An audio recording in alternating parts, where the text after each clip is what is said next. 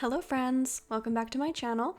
I'm Sarah Sunstone, and today we will be exploring all of the known locations on Coral Island. Before we begin, I just wanted to say a big thank you for all of the incredible love and support I have been receiving on my channel. I really appreciate it.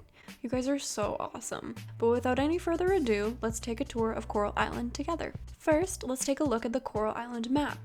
I did my best to approximate where everything might be located, however I imagine much of it is subject to change, and not everything is confirmed nor explicitly noted on the map, so a lot of it is just my best guess. Coral Island is segmented into 7 different areas. Your farm is located here, on the left side of the map, just on the outskirts of town. We'll begin our tour in Starlet Town, the heart of Coral Island. This charming town is home to many establishments and homes. It is said to actually feature a butterfly garden, which sounds so magical. Now there's actually a clinic, and it is described as so clean you can almost smell the disinfectant just by looking at it, which is good news for a medical facility, I would say. There's a waiting room as well as exam rooms. Yuri and Charles both work here and can be seen inside the clinic on certain days. Yuri is usually found working in a small inventory area where they keep extra vitamins. You're actually able to purchase items at the clinic, including medicine and potions. Next up is the local tavern. The tavern is an old Irish pub run by Betty and her son Noah, who both live here. Frank also works here, but lives with his wife Erica.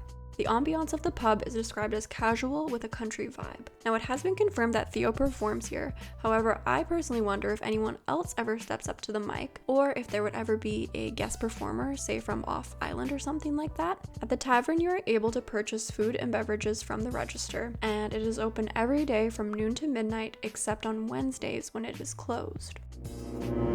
Players beware. In Starlet Town you will also find Pufferfish Drilling Corporation's regional office. It's an oil rig company with the goal of drilling oil on and around Coral Island. Karen is the regional representative of this company, and as much as I want to make a Karen joke, I will not.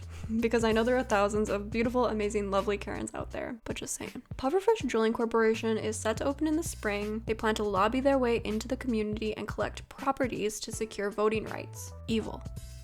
All I gotta say. In the developer diaries on Discord, it was also noted that Pufferfish has a dump site. Not sure where that is, and whether or not we can make it go away. Please make it go away. On a more cheery note, let's take a look at Sam's general store. Couple Sam and Emily live above the general store, and here we can purchase various items such as cooking supplies, tortillas, bread, cookies, seeds, and farming supplies. The store has a cash register, a fresh produce section, and a bakery where Eva works. Next up in Starlet Town is the hair salon, run by Emily and Erica. It is open Tuesday to Friday 9 to 5 and Sunday 12 to 5. It is closed on Mondays and Saturdays. We don't know much yet about this location, but I'm assuming we can come here to get our hair done. I wonder if there are unique cut and color options available that were not a part of your initial character customization. We'll just have to wait and see. Next up is Socket Electronics. It is located next to the hair salon, owned and operated by Luke. This store only holds some items for direct purchase. The examples given are blenders, TVs, and other random furniture. Islanders usually go in to submit their order with Luke,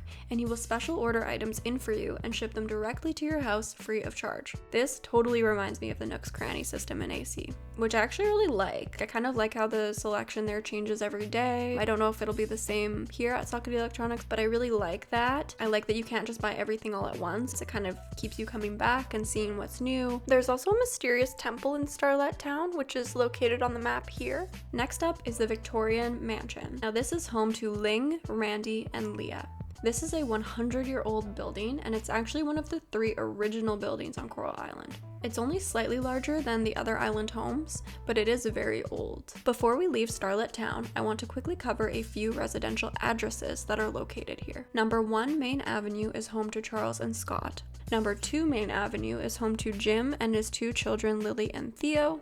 And then there's also a house owned by Millie on Garden Lane, and she rents a room to Yuri. On Garden Lane, I actually found a note in the Discord developer diaries that mentions a play space here. I imagine this will be a cute little playground or something like that. I'm also assuming that there is a cemetery, since Pablo is said to spend a lot of his time cleaning it up.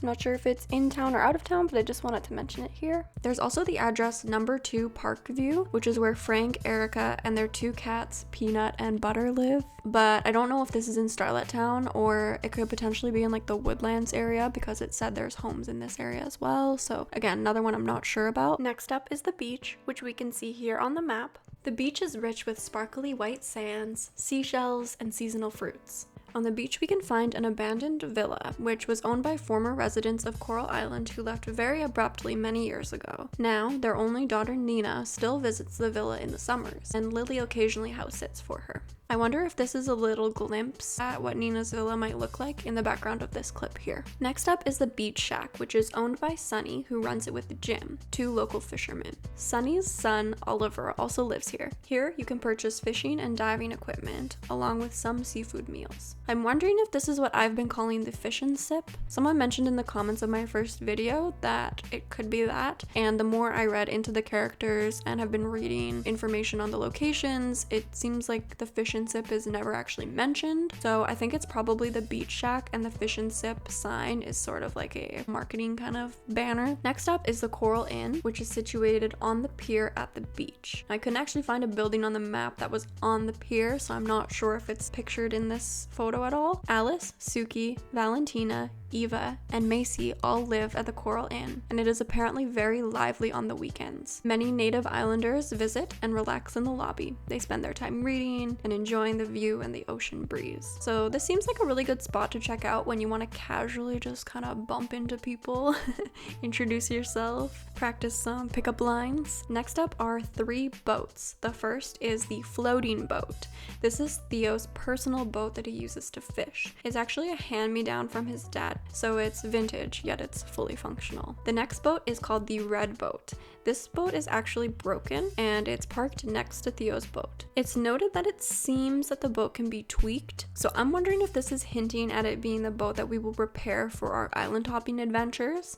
It's very mysterious, but that's my prediction. Now, the third and final boat is actually Zara's boat, which we've seen in this clip here. It is often docked on the pier near the town center, and she lives on it alone, spending much of her time at home cooking and relaxing. Now, in the developer diaries on Discord, I also found a note for volley court area, and then there was another note that said previs beach volleyball. So I'm wondering if there will be a volleyball court on the beach based on these notes, and if we could actually interact with it, that would be cool, like a little mini game. Next up is the community center. We can come here to check out various job postings, calendar of events, and ongoing community projects. However, there are actually also 3 services located within the community center. The first is the museum. This is where Scott works. Here you're able to donate artifacts and see the donations displayed. The 2 examples so far of artifacts given have been a silver spoon and a silver fork, which gives me Little Mermaid vibes. Is that not a thing? I haven't seen the movie in so long, but I swear she like collects spoons and forks. Like she combs her hair with a fork. I'm like 100% sure that's true. The next area in the community center is the library, where Millie works. And finally, the laboratory, which is run by Ling and where Sergia is conducting his research. At the lab, you are able to bring in bottled kelp that you collect while diving, and Ling is able to upgrade your seeds and feeds with it. You can also purchase various items from the cash register, and the lab is open Sunday to Friday but closed on Saturdays. Next up is the forest area, which we can see here on the map.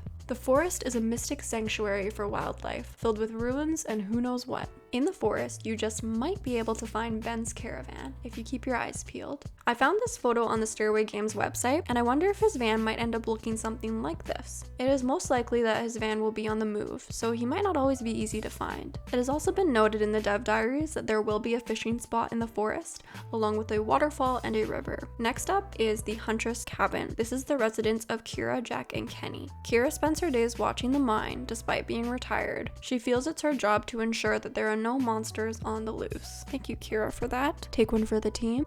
So speaking of the mine, it is located north of your farm, so you're actually able to reach the mine once you've cleared a certain area of the forest. And once you're inside the mine, you can scavenge precious materials, gems, and other items for crafting. As previously mentioned, there are monsters roaming around, and sometimes you will need to defeat them before going deeper into the mine, but it has also been noted by developers on Discord that this may be a feature that we can toggle on or off. I think I'll want to engage in combat for sure, but I can see why you wouldn't want to as well. The final location in the forest is the ranch and is run by Jack and Kenny. The ranch is often left unattended at night, but in the day you are able to purchase a variety of livestock here once you have the necessary farm buildings to keep them in. So you have to show that you'll actually be able to take care of your animals properly. Now the ranch also sells medicine for you when your animals get sick, which honestly the thought of this makes me so sad. I feel like having any of my animals becoming sick is like one of my worst in-game fears. Like I don't think I can handle it. If they look sad, I don't know what I'll do with myself. I'll have to really stay on top of that. Now the next larger area on the map is the Woodlands. The Woodlands used to be part of the forest. However, since the arrival of humans, it is now tamed and family friendly. Here we can find Starlet Elementary School, where Archie, Oliver, Valentina, and Zoe attend, and Randy is their teacher. The school is open Monday to Friday, 9 to 4. Next is Emma's cottage. Emma lives here with her partner Dippa, who, by the way, is a non-binary character. And we can also find Emma's taco truck, and she uses local ingredients that she finds foraging around the forest, and also what she purchases from local farmers. So I wonder if we can sell her our produce. Since this is a taco truck, I wonder if it will be mobile and actually set up in different locations around the island. In the Woodlands, we can also find Mayor Connor's house, as well as the Sanchez Brothers Blacksmith Shop, owned by Rafael and Pablo. Here, these brothers will help you process your ores, upgrade your tools, and will sell you combat-related items such as weapons and armor. Now, the final known location in the Woodlands area is the home of the wildlife enthusiasts. This is the house of Zoe, Anne, and Paul, and I mean, just look at them. Wildlife enthusiasts. Need I say more?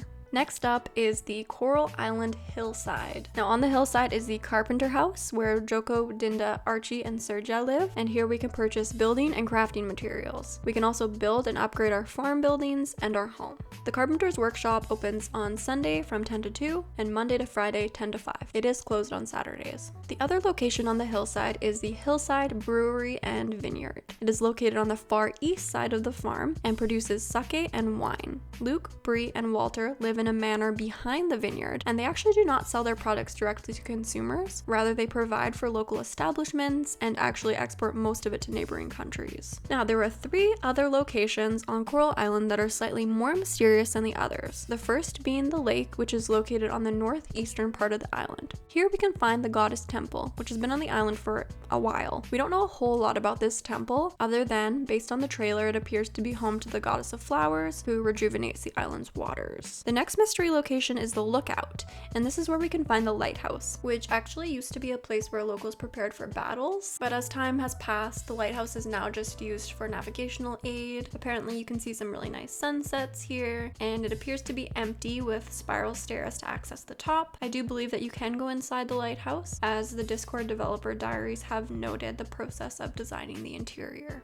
And the final, more mysterious location that I feel is perhaps one of the most, if not the most expansive, is the ocean. If you look on the map here, you can see there's a dive spot where you can enter the oceans. Once you go underwater, there is eventually a merfolk kingdom that you'll come across, and the only way to reach this is by diving. One final thing that I did want to talk about is this diving map here. It appears that everything we've seen on the Coral Island map is in the bottom third of the diving area. However, it also looks like there's 2 other sections of land on Coral Island that we haven't been exposed to. There's this deserty area and then further greenery up above. So I don't know if these are areas we can access or what, but we definitely haven't seen any desert areas yet. So this intrigues me for sure. There you have it, friends. These are all of the known locations on Coral Island. I'm so excited to learn more and to, of course, eventually explore the island myself. Please remember, as always, that everything I've said in this video is subject to change as the game is still in development. Thank you all so much for watching. If you enjoyed this video, please give it a like, and if you're as excited as I am about Coral Island, make sure to subscribe so you know when I post a new video. I love you all, and until next time, take care.